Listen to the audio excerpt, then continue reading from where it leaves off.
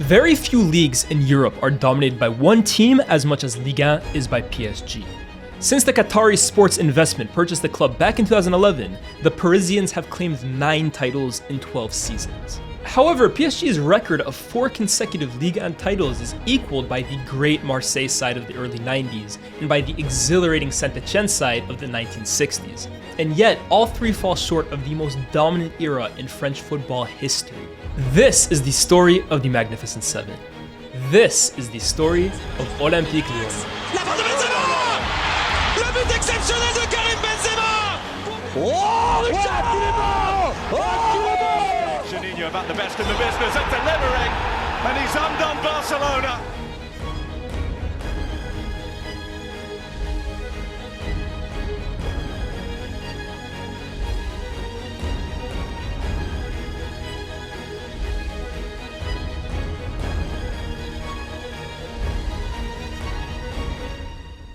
Tu le veuilles ou non, à un moment donné, les gens aimaient détester Lyon, les gens aimaient détester Lyés, mais en quelque part, tu te disais, putain, ça serait peut-être bien quand même si c'était notre président.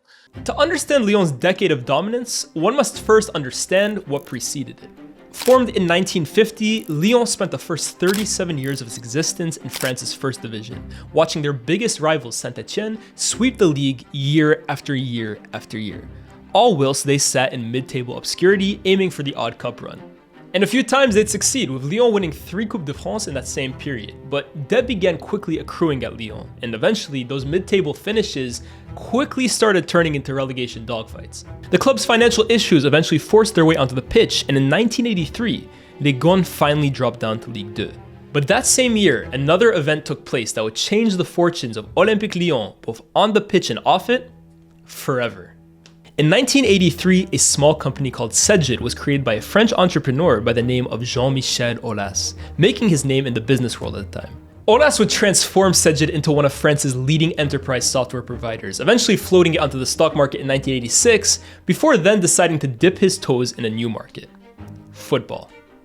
And in June of 1987, on the advice of his friend and president of Olympique Marseille, Bernard Tapie, Aulas bought Olympique Lyonnais, announcing his arrival to French football with his strategy, OL Europe. His goal, to bring Lyon back to Ligue 1 and into European football within 4 years. After 2 seasons, Lyon were promoted again. After 4 seasons, they qualified for the UEFA Cup. Aulas' pledge had worked exactly how he promised it would. Lyon's promotion back to Ligue 1 directly coincided with Olympique Marseille's dominant run in France and on the continent, winning 5 league titles in the Champions League between 1988 and 1993, before their 5-year run was brought to a sudden halt by a match-fixing scandal, which saw them stripped of what would have been their 5th league title in a row that season, as well as being relegated to the 2nd division. This would effectively leave the title race in France wide open for the next few seasons, as in the next 8 years, there were as many as 6 new Ligue 1 champions. Paris Saint-Germain, Nantes, Auxerre, Monaco, Lens, Bordeaux, they would all exchange the Ligue 1 title in these years, but none of them were able to retain it for longer than a year. But never Lyon. So when Olympique Lyon, buoyed by the goals of the prolific Sonny Anderson and youngster Sidney Govou, won their first ever league title in 2002, the overwhelming consensus was that this was just a 1-year blip, an opinion further strengthened by the fact that head coach Jacques Santini would go on to leave at the end of the season to take over the recently vacated role at national team level. In his place came Paul Le Guen, seeking to do what seemed like the impossible in Ligue 1, retaining it. However, he was seemingly hardly backed in the summer window, seeing Mali midfielder Mahamadou Diarra join the club from Vitesse, as well as recalling midfielder Vikesh Dorasu from his loan with Marseille. But both would go on to have much more of a desired impact than expected, helping Lyon win 8 of their final 10 games of the 2002-03 season to become the very first club in 9 years to repeat as French champions. The season wasn't smooth sailing by any means, as some dodgy form saw Lyon fall as low as 5th with only 12 games left to play. But as would often be the case in France, although many teams would stake their claim to the throne, the crown would always find its way back at Stade Gerland after 38 games. What would also become a habit, however, was the never-ending cycle of players both exiting and entering Lyon's rotating door at the end of every season. Lyon entered the 2003-04 season without the services of Sonny Anderson, instead choosing to place their faith in the hands, or feet rather, of Peggy Luyendula. Louis Ndula finished the campaign with 16 goals, dwarfed by the likes of Pierre-Alain Frot, Pauletta, Didier Drogba, Alexander Frey, and Djibril Cissé. But when you combined his tally with the production of the talismanic Juninho from midfield and the newly acquired Elber from Bayern, it was very easy to see why at the end of yet another season, Lyon would stave off the challenges of PSG and that season's Champions League finalist Monaco to claim their third league title in as many years. In recent years, PSG's dominance has come despite them not really investing heavily in the domestic French market, turning their nose up at local French talent and even snubbing their own academy graduates in favor of bigger international names. However, Lyon's strategy those days was entirely different, with them fully taking advantage of their local Ligue 1 rivals. The 2003-04 summer in particular saw Aulas poach Michael Essien from Bastia, Florent Malouda from Guingamp, and Anthony Revellier from Stade Rennes. 3 players who'd go on to have massive impacts on the next few years of Lyon domination. However, Aulas was clearly beginning to grow bored of only domestic success. Much like PSG today, his ambitions began to expand to the continental stage, and he dreamed of making Lyon a massive force in European football. Encouraged by this, Aulas continued investing and strengthening, and by 2004-05, Lyon had a claim to having one of the best teams not only in France, but all of Europe. France's number 1 Grégory Coupet protected the sticks behind a back four of Eric Abidal, Chris, Cassapa, and Revellier. Ahead of them was one of the most well-balanced and effective midfields formed by the trio of Mahamadou Diarra, Michael Essien, and Juninho Pernambucano, and topped off by an attack spearheaded by Sylvain Wiltord, Sidney Govou, and Florent Malouda. The objective for Paul Le Guen was simple: make your mark in Europe. Anything else? Failure.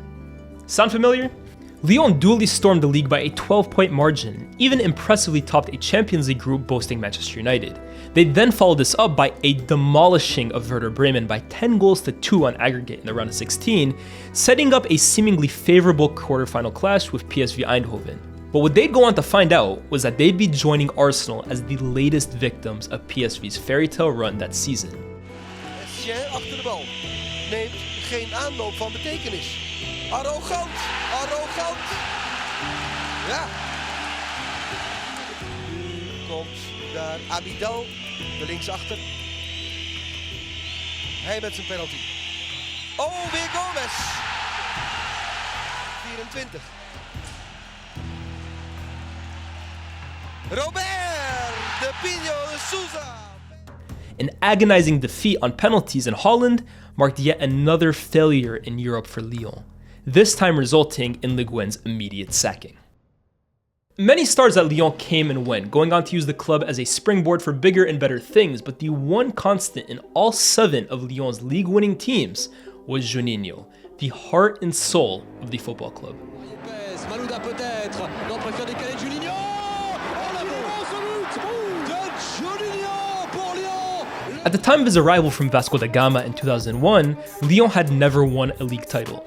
But from his first season onwards, they'd go on to win 7 in a row.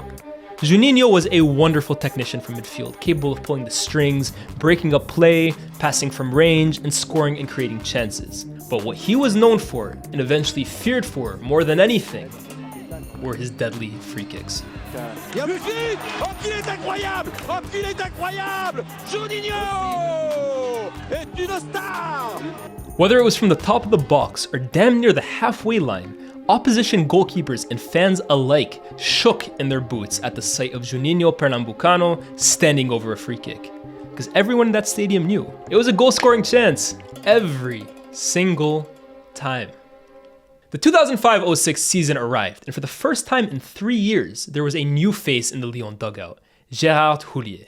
The summer window was a typically busy one as well for Ligue 1, as Michael Essien's monstrous €38 million sale to Chelsea was reinvested in the form of 2 new strikers to bolster the attacking line in Fred and John Carew, and Thiago coming in midfield. In the league, a 12-point title win the season prior would transform into a 15-point one this time around, but much like Le Guen, Houlier's fate would be determined by success in Europe. Lyon were near perfect in a group containing Real Madrid, and in the round of 16, they exerted their revenge on PSV in a dominant manner. Standing between Lyon and a potential first ever Champions League semi-final were the reigning finalists AC Milan at their pomp, boasting the likes of Shevchenko, Inzaghi, Kaká, and co. But it was Ligue who kept Ancelotti's men frustratingly quiet in the first leg in France, holding the Rossoneri to a 0-0 scoreline heading into the reverse fixture. But at the San Siro, when Inzaghi put his side ahead after 25 minutes, many assumed it would be smooth sailing for Milan. Until Mahamadou Diarra shocked the San Siro crowd only 6 minutes later. Lyon were an hour away from the semi-finals of the Champions League, and with the score still 1 apiece with 5 minutes to go, it appeared like the unthinkable was about to happen. Until Lyon were Lyon again. Shevchenko, il s'est trouvé, c'est le but, non, oui, oui, c'est trouvé, pour Inzaghi. Oh là là, Shevchenko devant Grégory Coupé, Shevchenko pour le 3-1. Et là c'est fini. Andrei Shevchenko, son 9e but. Milan were off to the semi-finals to meet with Barcelona, while Lyon were again sent home in the most excruciating manner imaginable. Another season felt wasted, with the Ligue a formality, but another Lyon manager's head on the chopping block. Surprisingly, Lyés was spared another season by Aulas, but made fully aware that yet another failure in Europe wouldn't be forgiven. And for another season, the Lyonnais cycle reoccurred. Mahamadou Diarra, for so long the linchpin of Lyon, moved on to Real Madrid, with Kim Kallström, Jeremy Toulalan, and Alou Diarra all brought in from domestic rivals to try and fill the hole the big Malian had left behind. And Lyon's stranglehold over the French market would translate its way into their stranglehold over the French League, as even a young, plucky Marseille side, headlined by the likes of Franck Ribéry, Djibril Cissé, and Samir Nasri, could only finish 17 points behind them in second.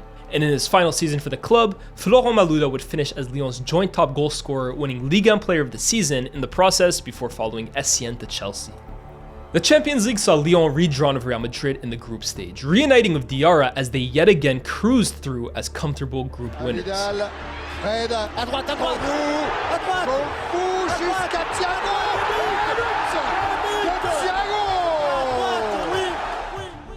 Runners-up Real Madrid were handed a tough test against Bayern Munich, as Lyon were seemingly rewarded with the straightforward task of AS Roma. But as they would go on to discover, the task was anything but. A 0-0 draw at the Stadio Olimpico meant all Lyon would need to do is win at the Stade Gerland to guarantee progression to the quarterfinals. What followed was an absolute nightmare. En Ligue des Champions, et voilà, le but qui fait mal. Ce qu'on pouvait craindre est arrivé. Plutôt dans le dos de la défense, ça fait très mal. Et surtout, ce qu'il a, Chica Mancini, il ne faut pas se livrer là, il ne faut pas se livrer. Hier, face à Mancini, il ne faut pas se livrer. Mancini, il ne faut pas se livrer. Et but, c'est magnifique de la part de l'AS Roma. PSV 2 years ago felt like a fluke on penalties. AC Milan a season ago, it was the great AC Milan team, it could be excused. But AS Roma, at home? It felt as if Lyon had just hit a massive wall in Europe. Previously, there was progression, if not ultimate failure. This, however, felt like pure regression. But the biggest disappointment from this season would come at the very end, with Lyon facing Bordeaux in the Coupe de la Ligue. Bordeaux had finished 6th, 24 points behind Lyon in the league, but were only one of 5 teams to taste victory against them that season. Regardless, they entered the final as massive underdogs, and over 90 minutes defended for their lives against wave after wave of Lyon pressure, until a rare surge forward saw Bordeaux win a corner in the 88th minute.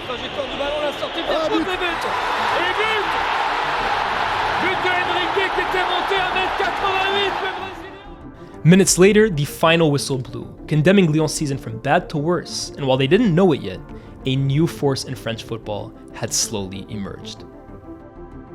For the first time since 2002, there was a feeling of unease and uncertainty clouding over Lyon. The summer was a typically busy one for Aulas, following Lyés' resignation at the end of the previous season. The two had been stuck in a constant back and forth, and although each professed a public desire to continue working together at Lyon, behind the scenes things were quite clearly different. And so, at the conclusion of the 2006-07 season, Lyés would jump ship to avoid Aulas pushing him overboard himself.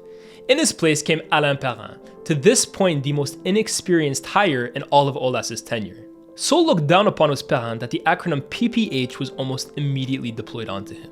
The meaning, passera pas l'hiver, won't last the winter. His task was made even more difficult by the departures of starman Florent Malouda to Chelsea, Thiago to Juventus, and Eric Abidal to Barcelona. In their place came World Cup winner Fabio Grosso, Kader Keita, and Mathieu Bodmer, 3 fully able replacements in their own right, But there's no escaping the increasingly growing feeling that Lyon were getting weaker and weaker by the season, not stronger and stronger. This fear catapulted after match day 2, when Lyon, without goalkeeper Gregory Coupé, who had just suffered a freak knee injury in training, traveled to Toulouse in what they imagined was just another day at the office. After 35 minutes, they were reduced to 10 men after Kim Kallström was alleged to have spat at the 4th official. After an hour, things went from bad to worse when newly named captain Chris went down with a knee injury of his own, which would go on to rule him out of action for 6 months. And in the 90th minute, Negon's misery was compounded with a last-minute winner by Johan Elmander. A week later, another loss away to Lorient left Lyon sitting in 8th place. All of a sudden, Perrin's winter proclamation suddenly even seemed optimistic. Lyon were in desperate need of inspiration. In the end, that inspiration would come from within. Famed for their brilliant track record of bleeding in young players, Benzema and Ben Arfa were as good as you could get. Both of North African descent, both picked up from the streets of France, both part of France's under-17 European Championship, and most importantly, both seemingly destined for greatness. Lyés had kept the two of them under lock and key before this point, well aware what exposing two youngsters to the main stage too early could do to their development. But in 2007, desperate times called for desperate measures, and in a brave stroke of confidence, Lyés and Lyon pushed their chips in the middle of the table and called upon the two wonder kids. What followed was almost immediate success. Benzema justement plein axe. La frappe de Benzema. Le but exceptionnel de Karim Benzema pour débloquer la situation. C'est bien servi ça. Allez Karim, provoque. Passement de jambe. Clac clac. Hop. Ouais.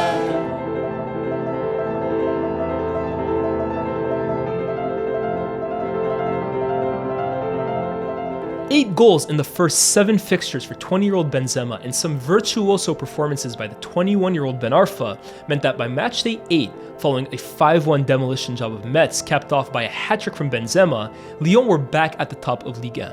And from there, they almost never lost their place, lifting their record-breaking 7th league title in a row on the final day of the season. But this was far from a vintage Lyon title-winning campaign, and even despite Benzema's league-leading 20 goals, Les Gones still failed to win 14 of their 38 games. Bordeaux's star in France was continuing to shine, with France football's prodigal son Laurent Blanc arriving in the wine county and reducing the gap between the Girondins and Lyon from 24 points the season before to a measly 4 this time around. The gap between Lyon and the chasing pack in France had never been smaller. Meanwhile, in Europe, the gap between Lyon and the leading pack had never been wider. Drawn in a tough group of Stuttgart, Rangers, and Barcelona, Lyon looked set for a catastrophic first-round exit when after 2 games, they found themselves rooted to the bottom after 2 straight 3-0 losses. But following a couple of victories against Stuttgart and a spirited comeback against Barca, Lyon found themselves needing nothing else but a win away to Rangers to qualify as runners-up in the group. A brace from Benzema and a goal from Sidney Govou was enough to set up a round of 16 meeting with Cristiano Ronaldo's Manchester United. The first leg in France saw Lyon go ahead through Benzema, who used this tie to truly announce himself to the continent, but a late equalizer from Carlos Tevez gave United a crucial away goal heading back to Manchester. And in the second leg, Ronaldo's 30th goal of the season on the stroke of halftime gave Lyon too much of a mountain to climb, condemning them yet again to a disappointing early exit in Europe.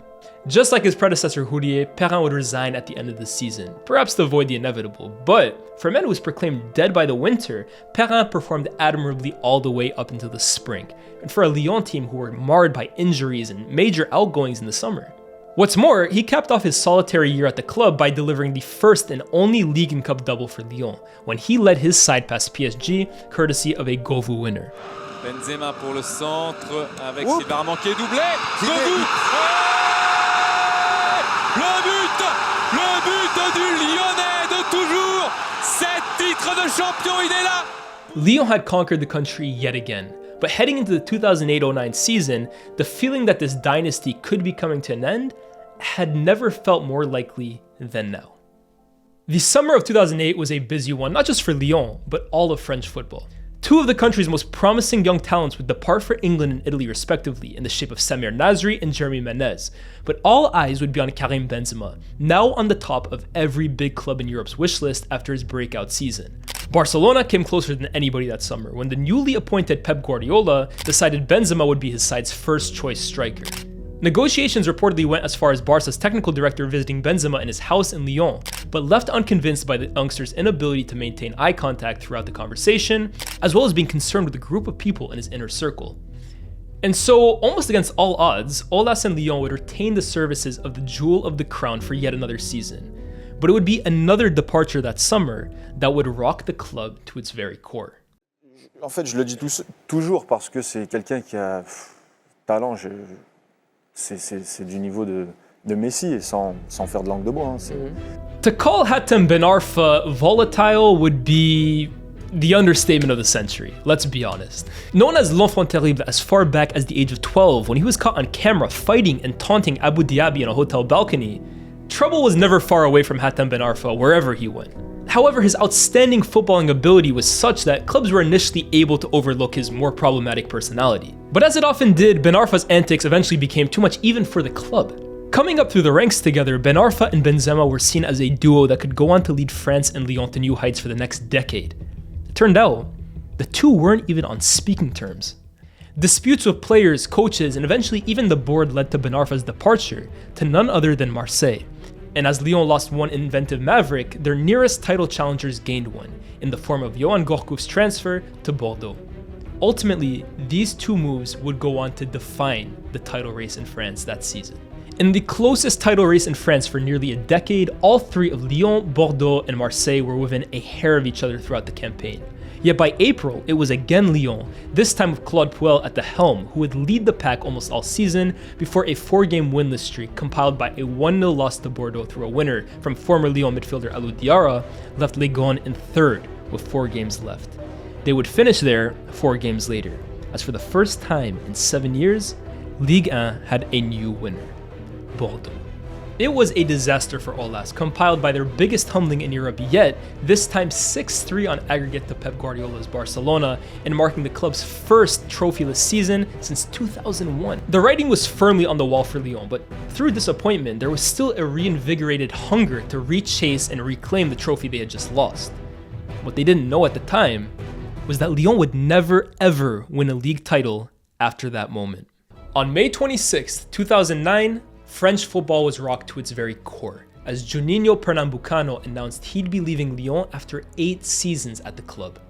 After leading Ligue to 7 titles in his first 7 years at the club, Lyon's most legendary player ever finally called it quits, leaving both a massive hole in their midfield and an even bigger one in the dressing room. In typical Juninho fashion, his departure was silent but poignant. A month later, Aulas's pain was compounded by the departure of the crown jewel, Karim Benzema, joining Real Madrid for 35 million euros. And just like that, Lyon had lost both their best player and their captain in the space of 34 days. If the task to reclaim their league trophy was already hard enough, it now seemed impossible. But in typical Aulas fashion, he'd be hard at work in the market to rectify these losses. In a summer where money was being splashed all around Europe from all angles, Lyon matched it with ambition of their own, spending over 80 million euros on the likes of Lisandro Lopez and Ali Sissoko from Porto, Michel Bastos from Lille, and Bafétimbi Gomis from rivals Saint-Etienne. Lisandro Lopez would have a monstrous debut season for Ligue 1, scoring 24 goals in all competitions, en route to being named Ligue 1 Player of the Season. And while he would fill the void of Benzema, the heir to Juninho's throne would be found from within. 19-year-old Bosnian midfielder Miralem Pjanic would emerge as Lyon's new midfield maestro, even taking Juninho's number 8 jersey and banging in a few free kicks of his own. Unfortunately, Lyon's new duo wouldn't be enough to win Ligue 1, as Marseille, led by French legend Didier Deschamps, would win their first league title since the match-fixing scandal of 1993. But against all odds, the 2009-10 season would finally deliver the dream European campaign that Aulas had been longing for. Maneuvering past Anderlecht with ease in the playoff phase, Lyon would find themselves in a tricky group including Liverpool and Fiorentina, but 3 wins in their opening 4 matches, including 2 90th-minute goals against Liverpool both home and away, was enough for Lyon to ensure passage to the round of 16 yet again. But the Champions League was far from generous with their draw, as Lyon were rewarded with a meeting against the new-look Galacticos 2.0 of Real Madrid, including a reunion with Karim Benzema. The first leg saw Lyon snatch a 1-0 win courtesy of a Jean Macoun screamer, but with a return leg at the Bernabeu awaiting them, they were rightfully cautious. And when Cristiano Ronaldo leveled the tie after 6 minutes, the familiar feeling of inevitable exit began to sink in amongst Lyon fans. Real would pepper Hugo Lloris's goal to no avail. And right when his second Madrid goal seemed like it was inevitable, a moment of magic conjured up one of the greatest moments in Lyon history. Allez, allez, allez. Ballon dans la surface, ah oui, la surprise ici. Pjanic's goal would prove to be enough for Lyon to progress to the quarterfinals at the expense of one of the tournament's early favorites, and setting up an all-French affair in the quarterfinals. Lyon's opponents, an all-too-familiar foe, Bordeaux. The home leg at the Stade Germain was a thunderous encounter, with both sides on the precipice of the European unknown.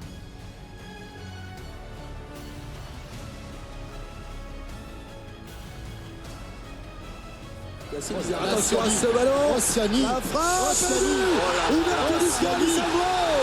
Sur cette frappe de Baudelaire, c'est Sidney qui ouvre la marque devant leur public 1-0. Gourcuff, bien joué Gourcuff, le centre de Gourcuff, la tête de but, l'égalisation. Le centre, attention la balle de but. Bastos, c'est le but. Michel Bastos, la frappe de gauche et les Lyonnais qui reprennent l'avantage. Two Lisandro Lopez goals would give Lyon a comfortable advantage going to Bordeaux a month later, and even without Lopez and Pjanic available for the return leg, Claude Puel's side had enough in them to survive a second half. The final whistle blew, signifying the end of the match, but deeper than that, it blew to signify the end of a long and painful duck for Olympique Lyon. Finally, they had qualified to the Champions League semi-finals.